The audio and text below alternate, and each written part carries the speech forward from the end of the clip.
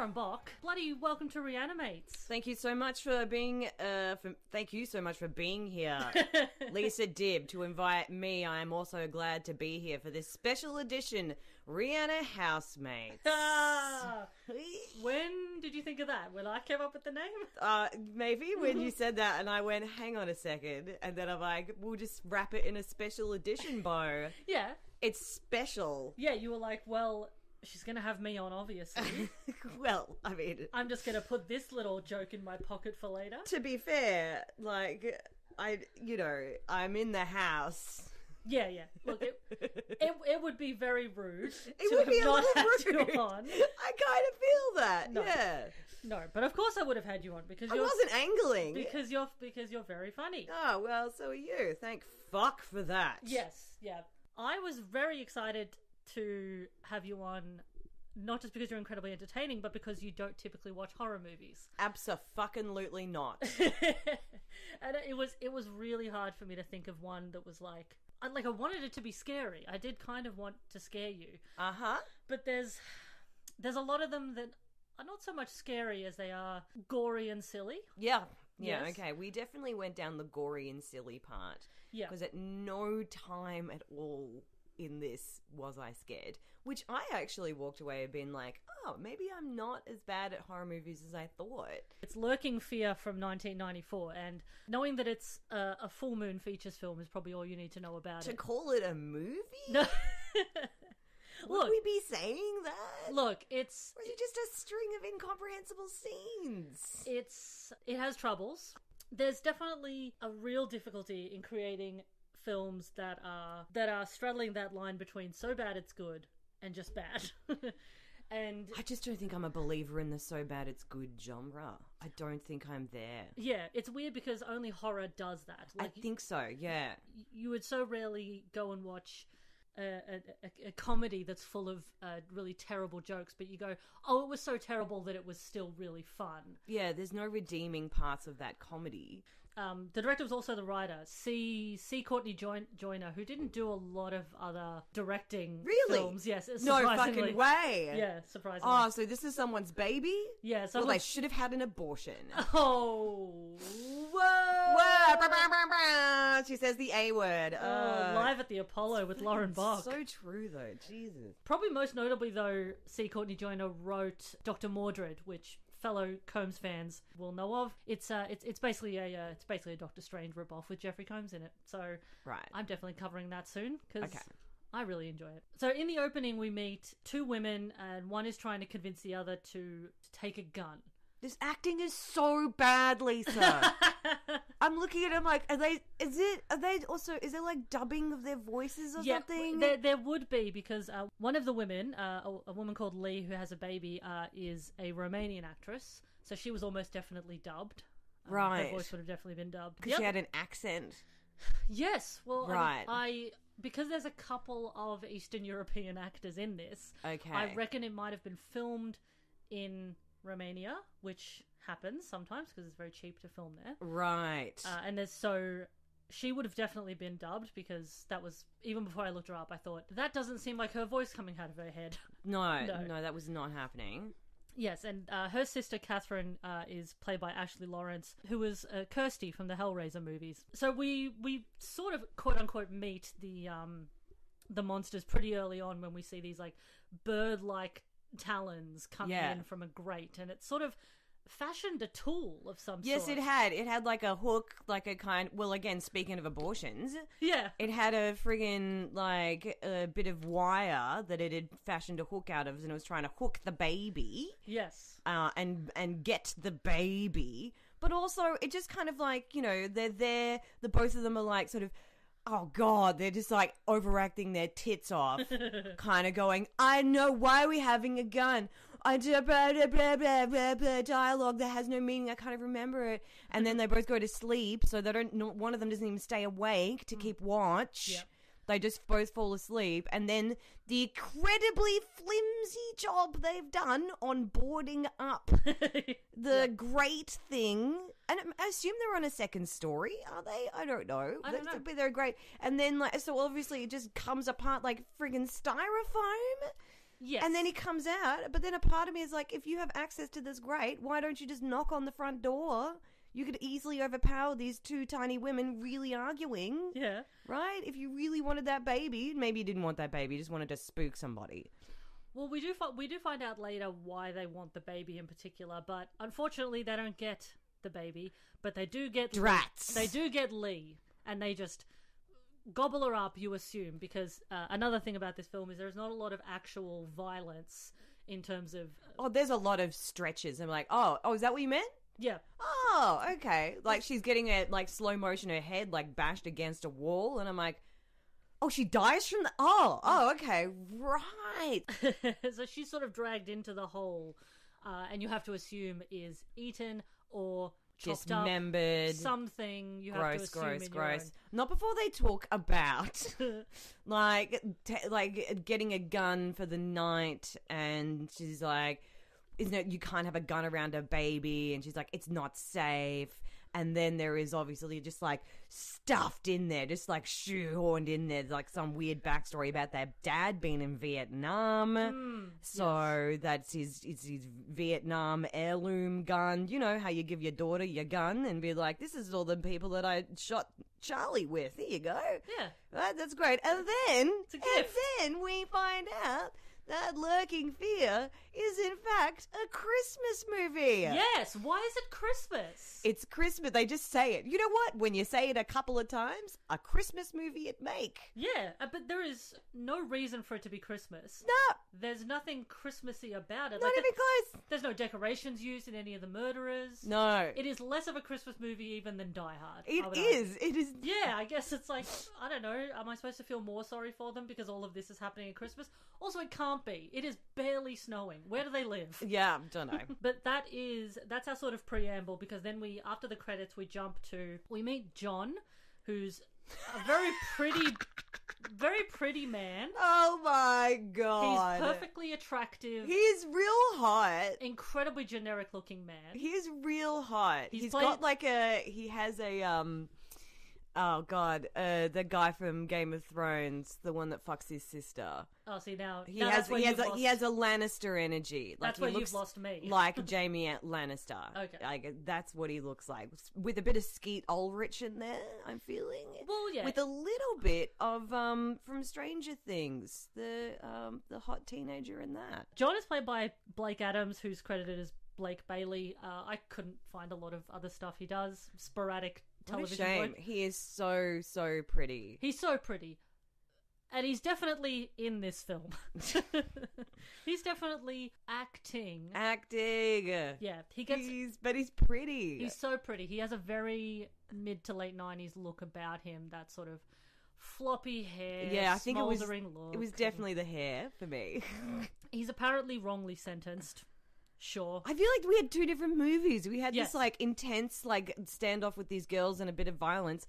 An incredibly long credit sequence. We learnt about everybody from the caterers to the best boy, and then with some sort of prison movie thing. Yeah, and I'm like, where are we now? So yeah, something that happens in this film is that there's two different storylines trying to diverge into one, and it doesn't really work, unfortunately. It's also not based on the source material, so this is actually yet another H.P. Lovecraft adaptation that Jeffrey Combs is working on. I think that's got to be 4 or 5 now that I can think of off the top of my head. But in looking at the outline of the story, it's pretty different. I mean, apart from the sort of the vague idea of the monsters that we'll come to, the whole John storyline is pretty superfluous to this. Liberties have been taken. Yes, I think they wanted to insert a bit of a crime thriller vibe, which I imagine was pretty big in the 90s. Sure, why not? Do as you please, joiner. So his surname is Martens, which, as we learn in his awful voiceover going throughout the film... The judge said I was a Martens, and that alone was enough to convict me of anything. But now I was out.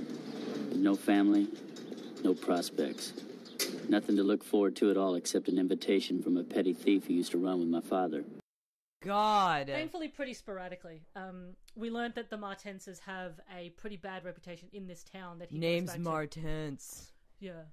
My father was the same as me. I don't know if there's evil in me. Or is there? Like, it didn't need the narration. I was pretty across what he meant. I knew what was going on more than I've known my own life story. It was that shoved in my face. Yeah, especially because several characters continually tell John. People continually come up to him and tell John that he's just like his father and he's just like all the other Martenses. So, it's pretty obvious that they have a bad reputation in this town. I'm sure that won't come back. So he feels that his only option after getting out of prison is to hook up with this old crook mate of his dad's who runs a funeral home, who is... this guy's name is Nags. Nags. He's played by Vincent Schiavelli, who I love. I just love seeing him pop up in stuff. He pops up in various bits and bobs. He's one of those that guys where you look at him and you go, oh, it's that guy. I would say he was doing a lot with very little. Yeah, it's sort of there's not much to the character. He's really just there to impart the information to John and then disappear. John and Nags have a sort of a deal. First of all, he walks in and Specs/Nags is talking to a corpse. Yep. Just having a nag or a chat, something with old Sid, who is a real person. I think it's not a dummy. No, it's definitely a real person. It's a real person that they've painted green. Yeah, they wouldn't have been able to afford dummies that look... And then he walks in and they have this exchange and then there's 2 pieces of a map that get put together. But, I mean, the props department really had their day off on this one because it literally looked like a child's treasure map. Yeah. They hadn't even gone to the bother of soaking it in tea leaves. Yes. It was literally like the bloody second assistant director who just ripped a couple of pages out of the notebook, scribbled some shit on it, and just given it to him. Nags, I guess, explains to him that he and his father were in cahoots and that Nags buried a corpse at the behest of his father in the local church's cemetery that is filled with money. You know how the best place to hide money is in a person? Yeah, it is the best place. Yep. It's cozy. Definitely don't maybe put it in a safe and bury it in a cemetery. No, you want it in a person. Put it in a bank or in a Swiss account or something. No. Somewhere where money is probably going to not become, imbued with rotting flesh. Look, you know how you shouldn't lick money? You don't know which corpse it's been in. Yeah. I don't want to lick money that's been in a gangster's corpse. Yeah. And that's only the 3rd time I've said that in my life. So they make a sort of a haphazard deal. They use the map and church and its corresponding sort of small cemetery is pretty much going to be our set for the rest of the film. Pretty much everything takes place there. So we cut to a hot chick who's burying dynamite in a grave plot in the same cemetery that we'll spend the rest of the film in. That turns out to be, as I realised a lot later... That turns out to be Catherine. Yes. Who was arguing with her sister about the gun in the earlier scene. She looks very different. She's had a glow up. Yeah, she looks hot. Yeah, she's got a real Sarah Connor vibe. Yes, yeah, totally. And I can only assume that she took on her dad's kind of Vietnam vet persona. Yeah. In the face of her sister dying from being, squished and feared, whatever it is.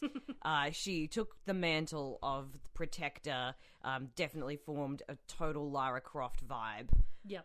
With all the gunslinging and the sort of black kind of thing and the dog tags and that sort of thing. So she's seen some shit. Yeah. And, she's had a cool haircut too. I think she got contacts because I think she has glasses. She looks so cute. She's hot. Right? She's really hot. She's really hot and she absolutely should have been the main character in this film instead of John. I will die on that hill because she is... It's an ensemble cast. Look, come on. She should have been... She's much more interesting than John. She should have been the hero of the piece. Okay.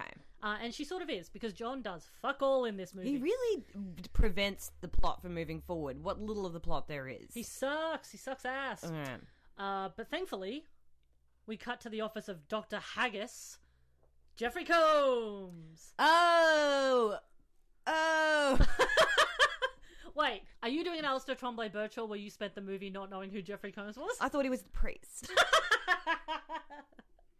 I thought we were looking at more of a, like an older chap. But He was the doctor. The doctor. That's great, because the doctor was better than the priest. Yes. Okay, amazing. It's so funny. I can wrap my head around that. That's great. It's so funny how many people I invite onto this podcast who don't Google image search Jeffrey Combs before it. I actually thought that maybe I would just intuit who it was. Yes. I mean, I know that we don't often share the same taste in men. Right. But did you think that I would have found the priest attractive? No. Do you find Jeffrey Combs attractive? Yes, I do. Oh, is that why you watch all the movies? No. Oh, it makes sense. That's No. why you watch all the movies. No, It's shut because up. you're horny for Jeffrey Combs. No, shut up. You I'm want not. a bit of Combs D up in your V. Oh, shut up. I don't love him. Shut up. He does. He is your type. Look, and honestly, my new friends on Tumblr, so I just started a Tumblr for the podcast. They will absolutely agree with me that he looks hot in this. He's got the glasses and the beard. It's all working for me. Right. Okay. I can see that. Okay. Also, why is he called Dr. Haggis? I mean, you'd think he'd have a Scottish accent then, wouldn't you? I don't think Haggis is a surname even among Scottish people. Yes, but Haggis is. Oh, okay, yeah. Yeah. He's having a fuck of a time with a pregnant patient who we eventually find out is called Beth again. Yeah, it took a while getting to that. Yep. Yeah, I had her written down as pregnant chick in this for a lot of it. Great. She, I think, has been attacked previously by a monster. So Dr. Haggis kind of takes her under his wing. He feels responsible for her. So she also joins us for the rest of the film. She's a real liability, but, you know, thankfully she's not in it too much. Yeah. So the plan between Dr. Haggis and Catherine is that they're going to blow up the cemetery and the church. Yeah.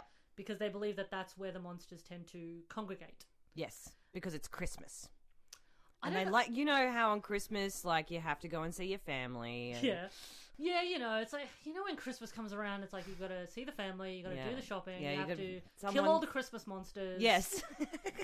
Oh, and it's like the shopping centres are so busy as well. Like You have to purge the town of the evil that lurks within. It's like, oh, I'm just so tired. I need a holiday.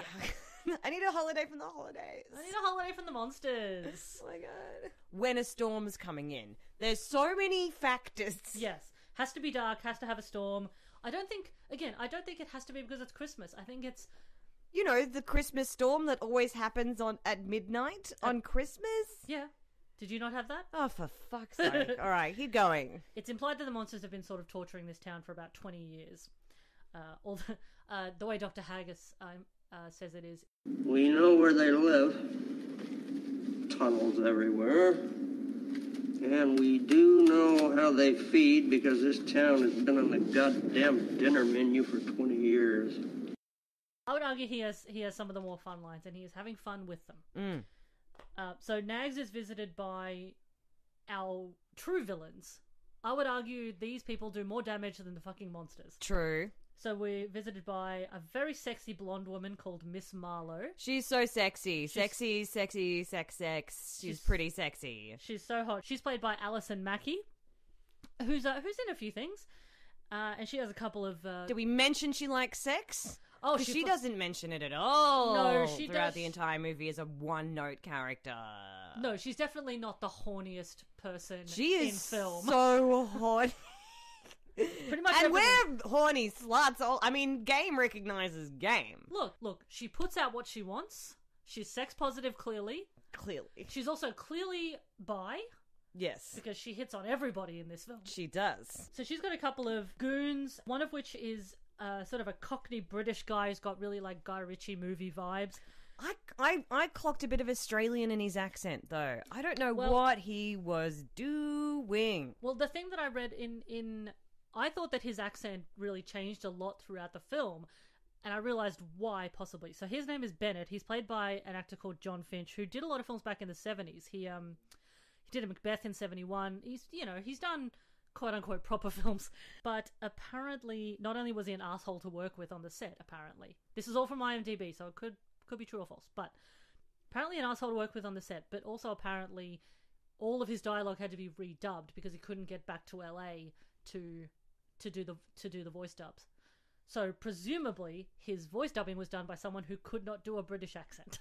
Assume he was supposed to be full Cockney, right? Yes. Because the only indication we get that it's full Cockney is that he always likes to say, "my love." Yeah, or he likes to call John darling. Yeah. And stuff like that. Like, And I mean, he's like, oh, my love, my darling. But we don't get that. No. We get my love, my darling. darling. It's weird. Darling, those fucking monsters are tearing up this town a treat. Oh, shit. The rains are here. That means the monsters are fucking coming as well. Yeah. So, and the other goon is completely forgettable. He's just there to... It's Pierce. Pierce. And Again. he's this big guy with chino pants and almost like a kind of a Hawaiian shirt vibe. Like, very goon, very trigger happy, big mo, big tough guy. So homoerotic. Just saying it through that lens.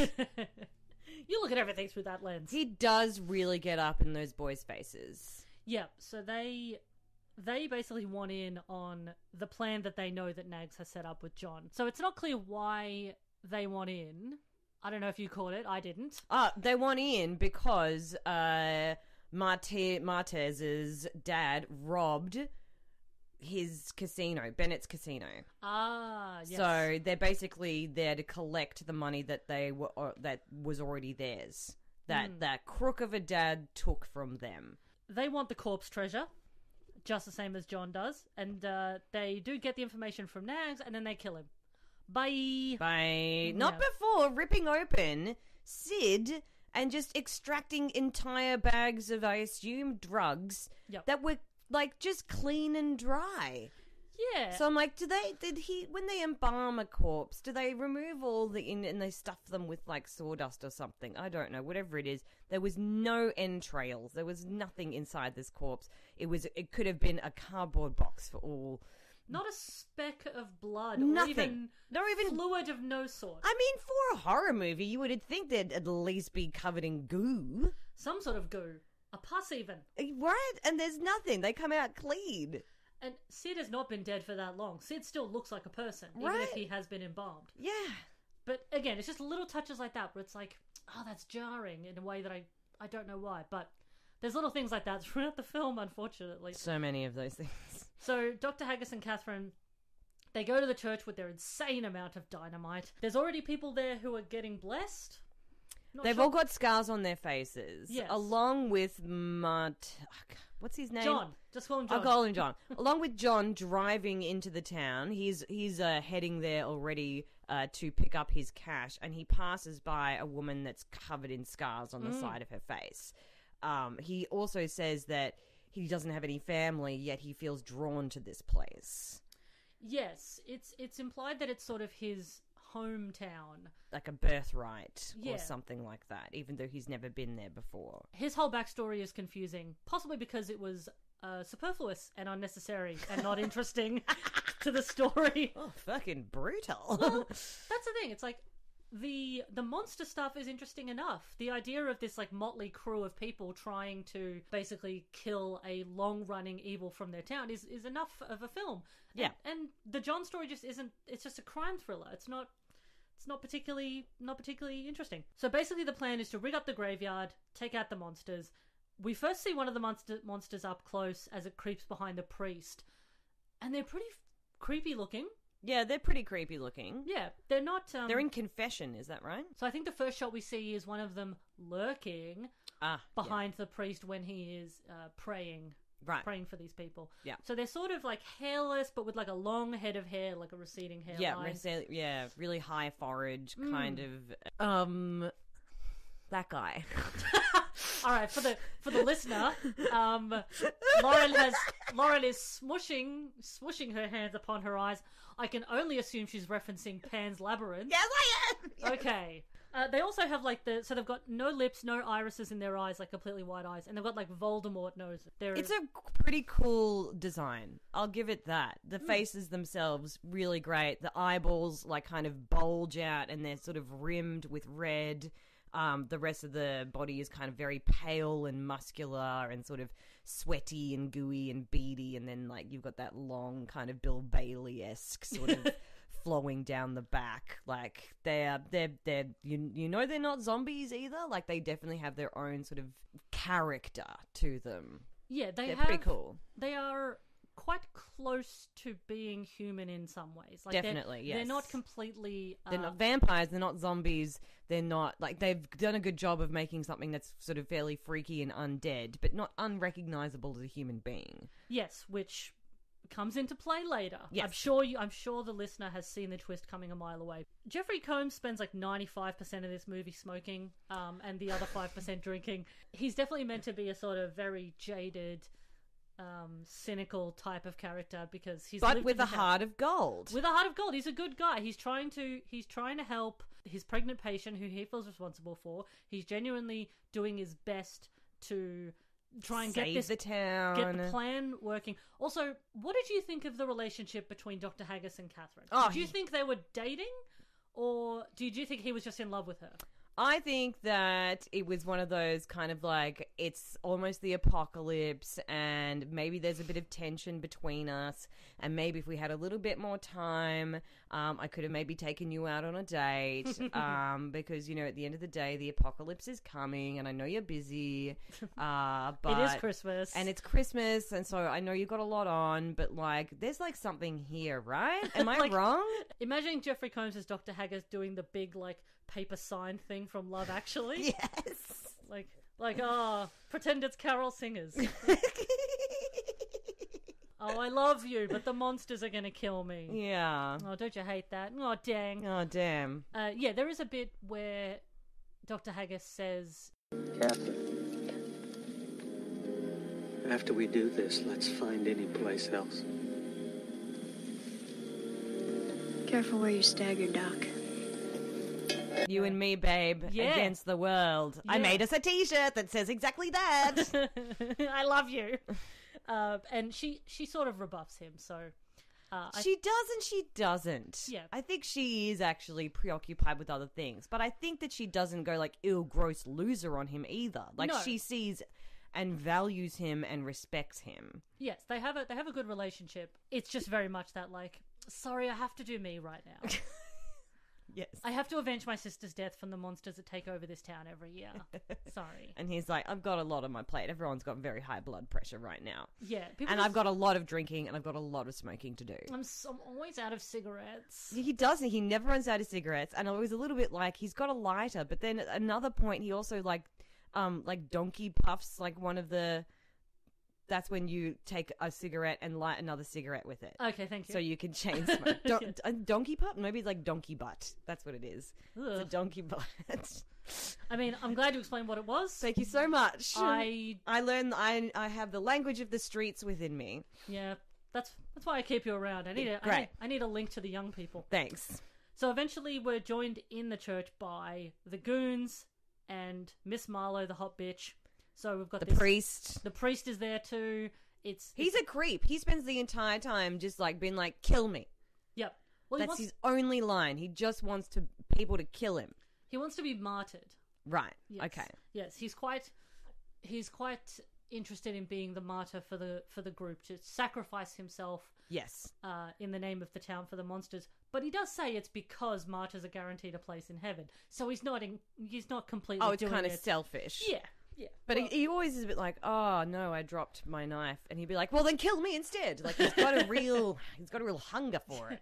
Relax, buddy. We'll do it later. Right?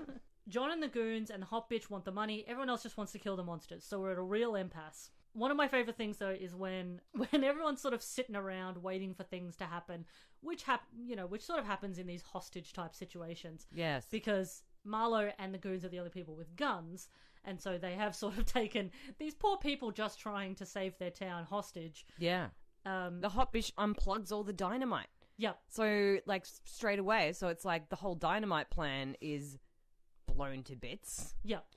They all have so little interest in the monsters. Even after they see the monsters attack people, they don't care about getting rid of them. They don't care about shit except the money. And then the hostage thing is... I feel like we're all just now waiting out the hour or so before we have to bring the monsters in at the end. And it just feels like it's just a bunch of exchanges, and everyone's just trapped in this church, and we're just occasionally fighting, and someone else will grab the gun. So now we're on the side of the townspeople, and then someone else will punch someone and get the gun. So now the mobsters have got the upper hand again. So we just kind of flip back and forth between that for a little while. Yeah, it's constantly like one gun tumbling between 6 or 8 different hands. Yes, very much. And occasionally one of those hands will be one of the clawed hands from one of the things. Yeah, the townspeople are constantly trying to tell Marlo and the goons, don't move that thing because it's keeping the monsters out. And they're like, you big dummy, I'll do what I want. And then, of course, the monsters get, like, just things like that. Holy crap, though. So they do try and establish some kind of way of getting the money when they first arrive. And, Bennett is about to shove one of the innocent townspeople down into the crypt. He hasn't seen the monsters yet. John says, I will show you where they are. They all go out to the cemetery. He picks his grandmother's grave, and then that's when the storm starts. Things are happening. He's then using a shovel to dig up. They dig up several graves. Grave digging takes hours. Yes, and I will say, watching John dig, he has terrible digging technique. I agree. Okay, so he was picking up this tiny little bit of dirt tiny every little bit time. of dirt every time, and it is pissing down, and the mud is getting in all the dirt, and that's just going to make it heavier. And I'm like, there's no way you're reaching Grandma's corpse before sunrise, mate. Yeah, it takes ages, and no one's helping you. No one's helping you. you. 3 people to keep an eye on At least. Yep. It's ridiculous, but what's even more amazing and ridiculous is they dig up Grandma, and then Pierce comes in with his big old hunting knife and tears her apart. Once again, no gore, no blood. Very dry. There is no money in Grandma's corpse, so Pierce piffs the Grandma's corpse at John, knocking him into Grandma's grave, and then they shoot John through Grandma. Yeah. And you get to see this, like, dummy corpse, and I'm like, that's his grandma. So floored by that piece of action. I found it both, it was just hilarious and so sad. I will say, there is a good moment where Marlo says this. So who's the father?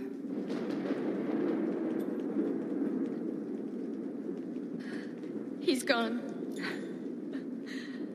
Why, when you told him you were pregnant?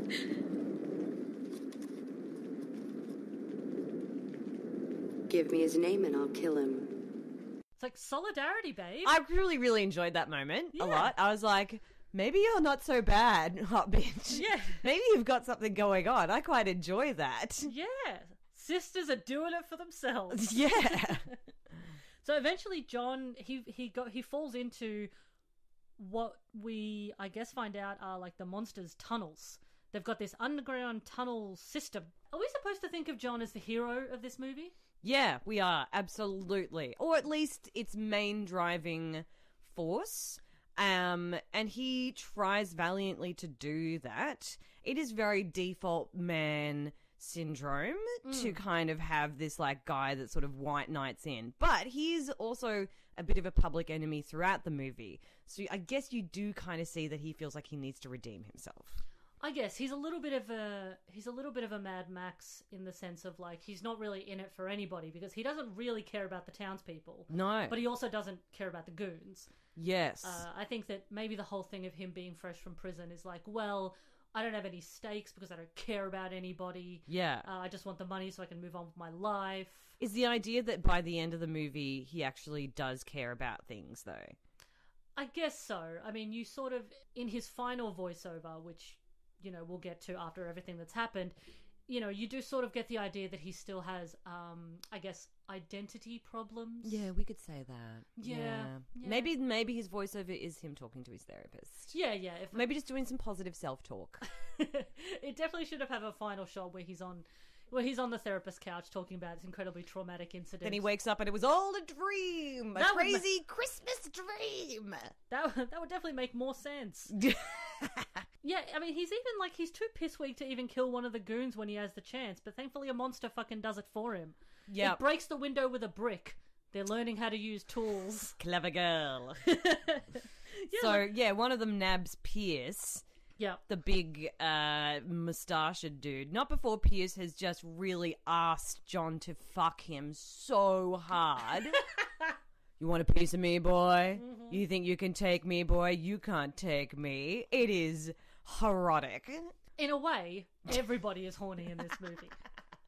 I mean, again, it's that thing of, like, They all feel like they're about to die. Why not everybody just fuck? Right? And they're all in this little church together. It's very taboo. They're in this little confined space, and there's monsters all around them closing in. It was exactly like when I went to Thailand and we went to the monkey temple, where it's just like a temple full of monkeys, and then they put you walk through the temple, and then they close off the gates, and you're in the temple, and you feed the monkeys through the temple, but then you realize that you're trapped in the temple, and you are surrounded by rabid, hungry monkeys. Oh, God. Yeah. One of them jumped on my bag, and it was scary. But you were also horny? No, too sweaty to be horny. And that, that's fair. Yeah. I'm not often horny around monkeys, Yeah. despite what people say. So they take Pierce off to munch on him. So there's a great like POV shot of the monster sort of digging through into its grave. Sometimes I like that shot. We went through. I was like, "What are we doing?" Oh, I see. And he's got this real like, kind of like his scary sound is very much like he needs to have a little bit of like an asthma puffer. I really like that point of view shot because it's it's one of the more creative things in the film. Totally. Catherine goes off to get a big ass truck. She needs a big ass truck for what she's got planned. Yes. Thankfully, they've left John with an incredibly horny Miss Marlowe, who who eventually gets tied up. Pretty much everything she says in this movie is like a double entendre or just an outright come on. Actually, no, I'm wrong. She gets tied up multiple times with multiple different devices. She loves it. She's just playing around in that kink space. You know what I mean? But she did not let anyone know her safe word. She's been getting into shibari. She's not super, she doesn't know if she's, keen on it yet, but she's willing to give it a go. Right? She's a bunny. It'll be fun. She's very open. She does a lot of, again, this woman has seen beasts of the undead, and it has not fazed her at all. If anything, she's just walking around. She keeps being like, I'm chill, babe. What do you think, hun? Oh, that's why we belong together. She's literally, Mae Westing it up in here. Yeah, she's got Mae West energy. Everything she says is like... Yeah, why don't you come up and fuck me in the ass? Hey, is that a monster in your pocket, or are you just happy to see me? Oh. The only lurking fear I have is of dying alone. Hey. It's lurking in my downstairs, if you know what I mean. Lurking in my tunnels. Ugh. Why don't you come and blow up my cemetery sometime? Both me and Lisa are moving our shoulders a lot. There's a lot of, half shimmies happening. That's how you do a Mae West impression, unless you're able to get up and do a mannish walk. Well, she also says this, which is a bit upsetting. You stand way over there. How are you going to find out what I taste like? What the fuck was that? She's just horny in dangerous situations. Do you not get like that? Yeah, okay. Maybe I can see how that happens. It's like, when you almost get, into a car accident or something, and then you realise you're just gushing. Yeah. You're like, from the head? No. No. No. And not blood. And not blood. And not from the head. No, you have to pull over and service yourself and your vehicle. So again, the priest offers himself as a martyr to protect the others, ostensibly. Mm-hmm. So the monster takes him up on it and rips his heart from his chest. Does so. But then he still wants to kill the others. So it was pointless. It was. I was like, we just get to the point where everyone's story doesn't matter, and we just get... Even the kill order seems a little bit strange. So, while John is fucking around and flirting with Marlowe, he keeps, lighting her cigarette and stuff. I'm like, you're not on a date. You're in a dangerous situation. Go do something. Catherine's gone to get a big truck. What are you doing? Yeah, I don't... Yeah. She kisses him. She does kiss him, and it's not clear whether that's because she wanted to, because she's horny AF. Yeah. Or because she was trying to distract him while Bennett could untie himself with a knife he produces from somewhere. Got a switchblade in your back pocket just for emergencies. Yeah. I think that the kiss was a distraction. Yes. Yeah. But she was happy to do the distraction. But she loves the attention anyway. Who amongst us? I'm not going to cast the first stone on this one. Mm-hmm. The doctor has gone to scull the communion wine because, again, survival situations. Yeah. He's stressed out. Yeah. And unfortunately is killed by a monster. No! Goodbye, Jeffrey. We barely knew thee. Bye-bye, Jeffrey. You did great. You did great. Love you, sweetie. Yeah. So Bennett is once again, he's forcing John to dig up money bodies. They're all fucking idiots. Yeah. They don't realise I mean, they must realize the danger. They've seen the monsters. They know. They're just obsessed with the money. Completely. So Catherine comes back with her big-ass truck, and we get a really great fight scene of... We do! Catherine and Marlowe wrestling in the muddy rain. They are! And I mean, I don't... The stunt work was pretty great. Yeah, it's actually like a pretty well choreographed fight in terms of how you imagine two people would fight in the rain and mud. So they're using like the slipperiness of the mud to their own advantage, kind of slip sliding around. But they've got a lot of like hi-ya kind of like judo chop energy. Yeah, they're just trying to get purchase on each other. And it doesn't look as like sort of like, you know, terribly fake as like as the other ones. It's not. It's not bad. Marlo is like really summoning her horny energy into this because she says this. God, you must be a lousy lay. No energy. What the fuck was that? It's there's no point being shocked at anything she says anymore because everything she says has a sexual energy to it. Yes, it's a lens that she's put on. Yes. Much like my homoerotic lens. But the fight scene is super fun. I'm sure Marlo was having fun too. Catherine is she's just trying to get the dynamite back on track, which she does because she manages to not shoot Marlo, but shoot the dynamite that Marlo is stupidly sitting next to. Absolutely. Which sets off the string of explosions across the cemetery. There's a lot of explosions, like in a whole line. Yep. Which is good because that's what we wanted in the first place. So when we go back into the church, Dr. Haggis is dying. There's a great moment between Dr. Haggis and Catherine. She's very worried about him. That's where I thought that maybe she had a lot of tender feelings for him. Totally, me too. It was really sweet. She like really holds his face with her hands, 2 hands in the face. And I'm like, are we getting a makeout right now? Kiss. No. Now kiss. Yes. Do it. It'd be so cute. But unfortunately not because he's just trying to get her to... He's like, you go finish this. Go finish this thing we started. Yeah. So John and Bennett somehow end up in the monster tunnel through various chasing. They fall down to the crypt. Yeah. Yeah, so they end up in the tunnel. Bennett so the priest before he died gave Bennett a book that had all of the list of the burials in it, and that's when Bennett figures out which corpse the money is in. And he also notices all of John's relatives are all buried there, and then starts putting the pieces together of where John's origin comes from, that he is in fact part of this monster family. Yeah. John doesn't know that. Bennett realizes that the money is most likely in the Martens crypt, where all of our friends are soon to be. Mm-hmm. So there's a great shot of John crawling over a bunch of bodies, which reminds me so much of a bit in Necronomicon. If anyone has either seen that or listened to the episode I did about it with Martin Dunlop, it's very similar. even though they're not the same director or anything, just crawling over bodies, just thick with bodies. And if there was any moment in this movie that actually maybe gave me a kind of like ugh reaction, it was that little bit of him like with all the bodies. I don't know, it has like a all right, so here's my reference.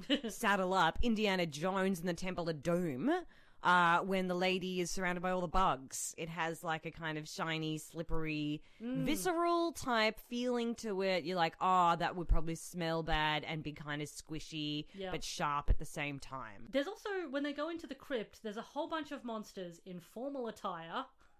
Some of them are just dressed immaculately, despite being corpses. Yeah, but that's what you would have been buried in. Yeah, but some of them are also just like in... I think the main monster we meet is just in like a sort of Tarzan leotard thing. Yeah, there's a couple of mummy kind of wraps, like bandages on him, but that's kind of just to make him look creepy.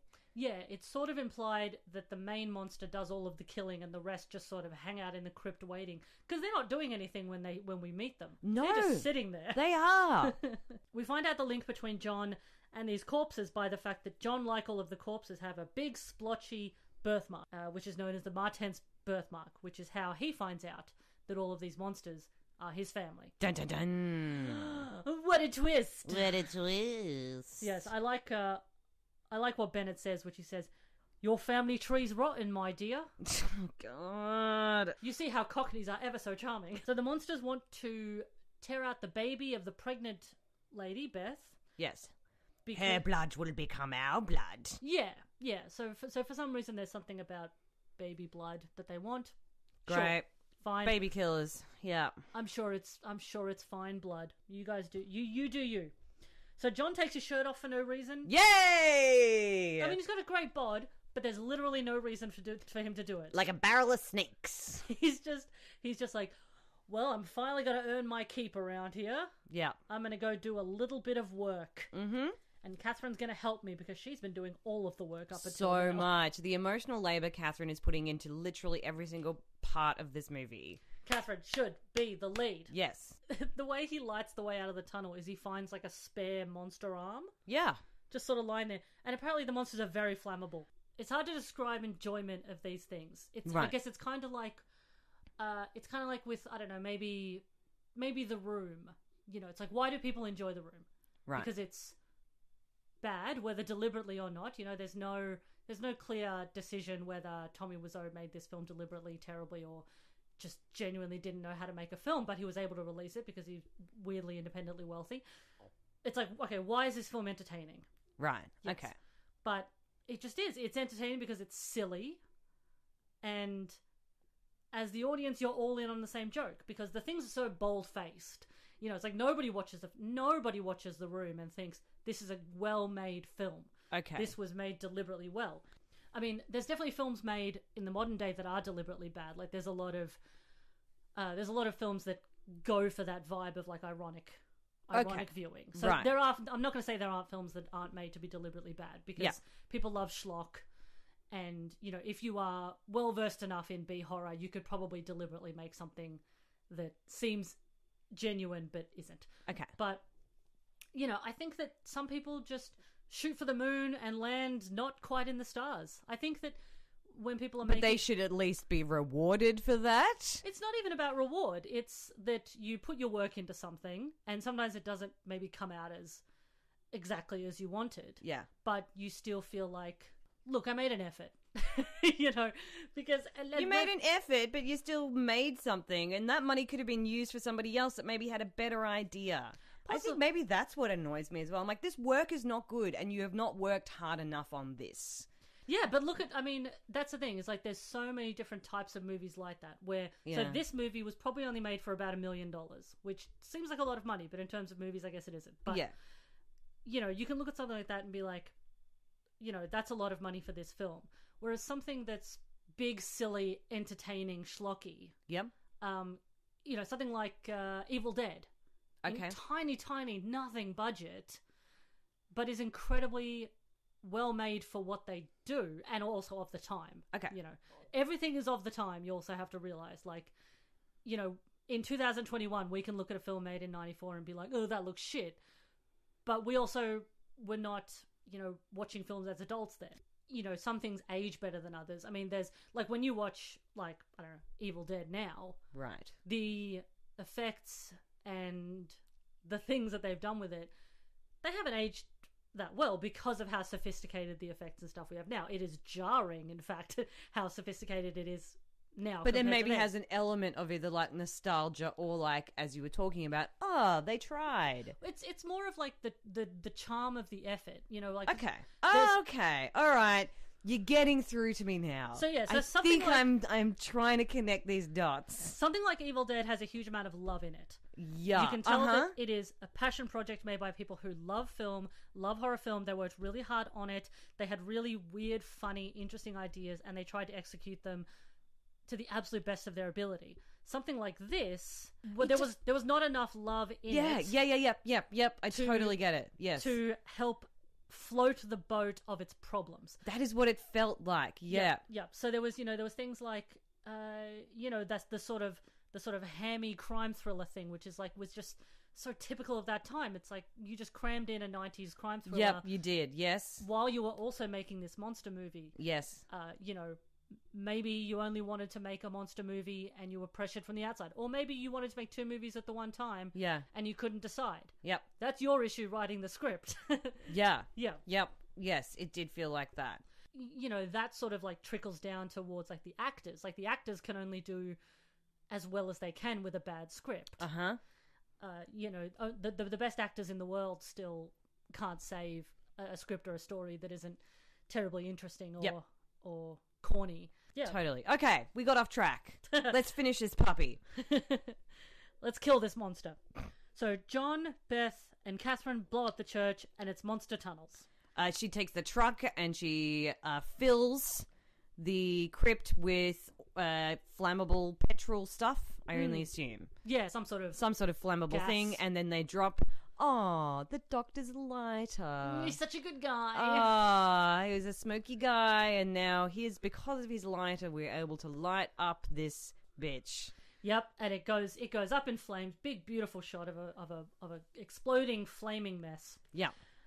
For some reason, Catherine, I think, is now wearing John's t-shirt. Yeah, I don't know why she put it on. I'm like, babe, you haven't been wearing that the whole time. Why are you putting it on now? Are you cold? And it's also very cold. It's also covered in blood, and it's very dirty. It's also very clearly not the same t-shirt because it's a woman's fit. Yeah! It's like slim the way she is. That's what I thought. I don't know what the point of that was. I don't know either. She didn't need a t-shirt. It wasn't like, oh, I'm going to be crawling through some mud. Can you give me something to wear so I don't wreck my top? Is it like when you put on your like she shot one of the lurking fear guys and then she wiped the sweat with his t-shirt. She wiped sweat off her brow with his t-shirt. I noticed we went, oh, now I've got my sweat all over this t-shirt, and he won't want this back now. This t-shirt, which has literally like blood and gore and shit on it. Yeah. I may as well just put this t-shirt on now. Or is it kind of this signifier of like her sort of, when you put on your boyfriend's t-shirt and you're like, oh my God, your t-shirt is so big on me.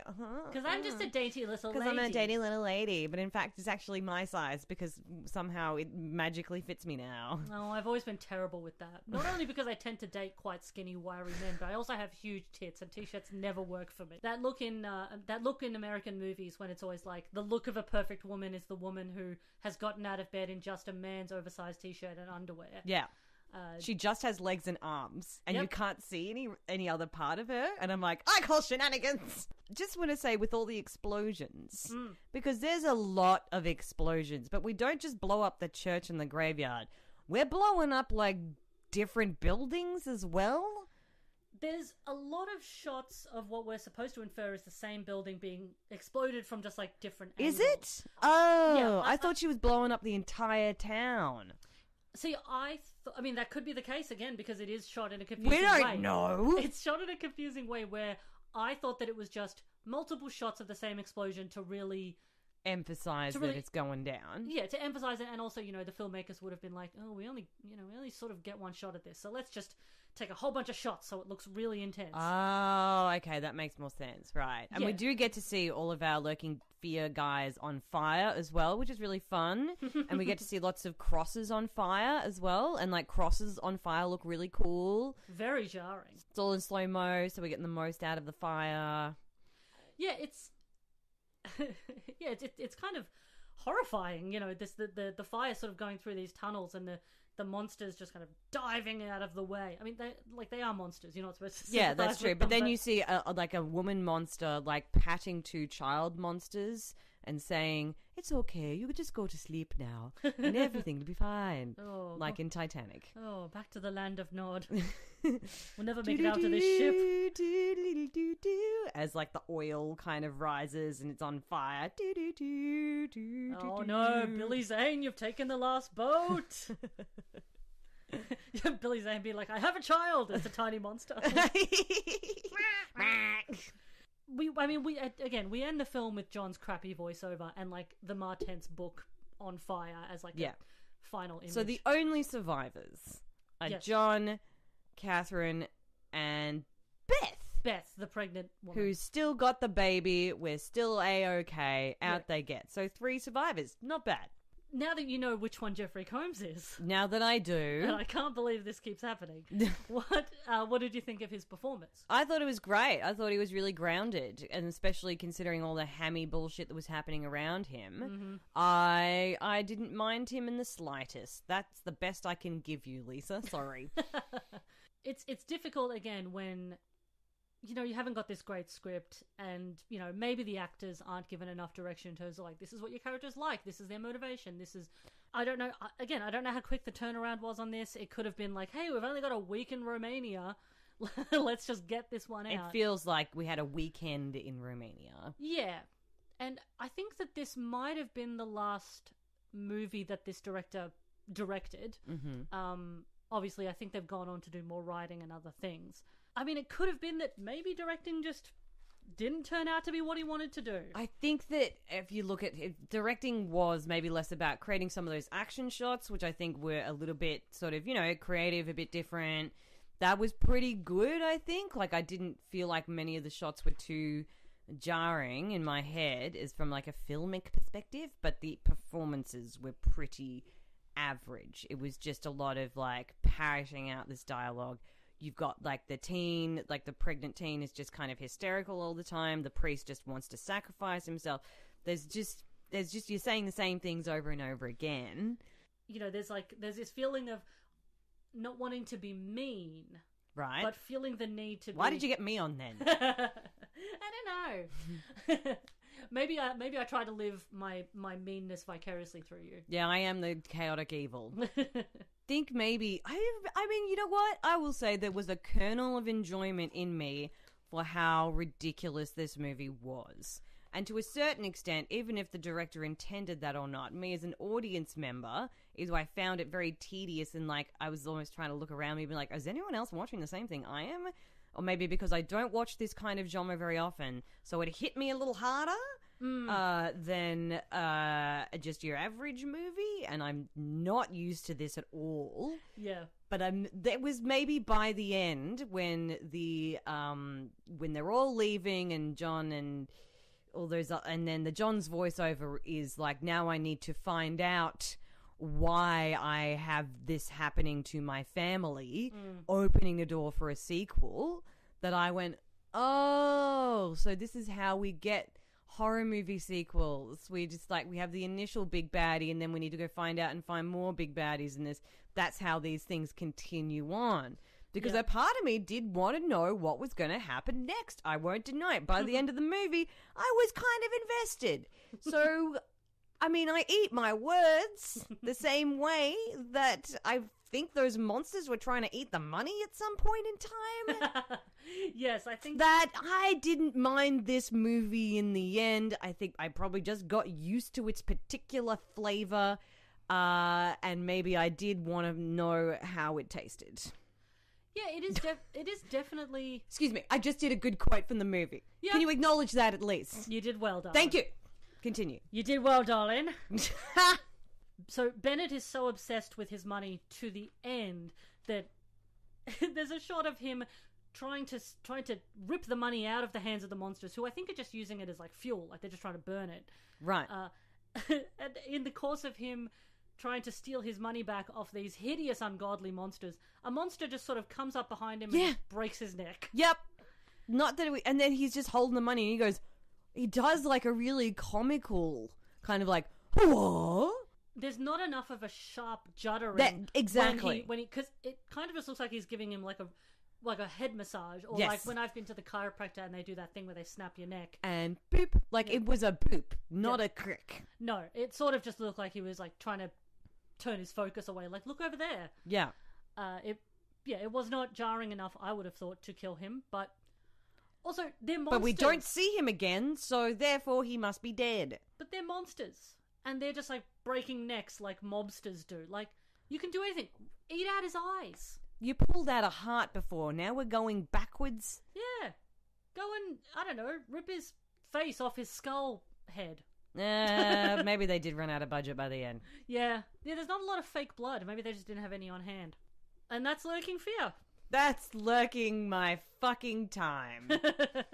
Anything to plug, Lauren Bok? Yeah, totally. If you loved me just being a real shit to Lisa today, then come and see me be a real shit in real life at my comedy festival show in Melbourne, Australia. Victoria, Australia, Melbourne, at the Butterfly Club.